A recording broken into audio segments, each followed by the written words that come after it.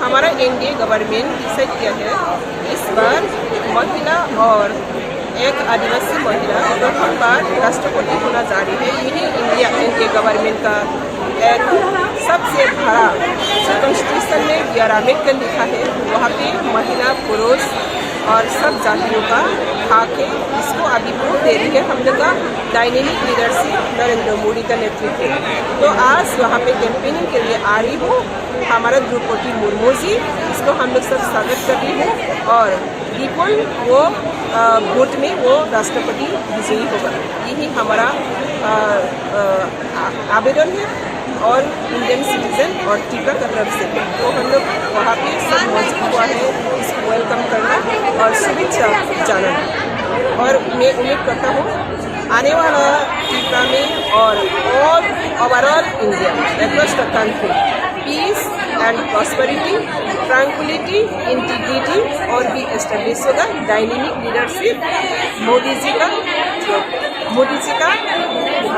उसका जो India government 2014 से इंडिया गवर्नमेंट अभी जो गवर्नमेंट चला रही हो वो सारा not only India world wide में भी अभी इंडिया का डायनेमिक लीडर का सब जगह में एक्सेप्टेबल है और बहुत ऑनरेबल है। वही आज त्रिपुरा में भी होना जा रही है। तो आज का ये पदार्पण ये भविष्य का और भी उन्नति का पदार्पण है और हम लोग विश्वास करता हूँ इंडिया एक डेमोक्रेसी कंट्री और सेकुलर कंट्री और सोशलिस्ट कंट्री, वहाँ पे यूनिटी इंटीग्रिटी है और सब जाति धर्म भाषा का अधिकार है। इसको लागू कर रही है।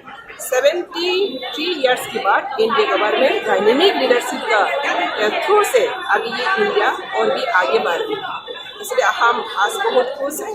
ये त्रिपुरा का छोटा सा एक स्टेट का होने के नाते हम वहाँ पे जितना भी हम लोग का त्रिपुरा का सिटीजन इंडिया का सिटीजन वहाँ पे इकट्ठा हम लोग वेलकम कर रही है और आने वाला दिन में उसका हम राष्ट्रपति के हिसाब से देश का और भी आगे और घर भी तो हम लोग का आने वाला दिन में मिलेगा।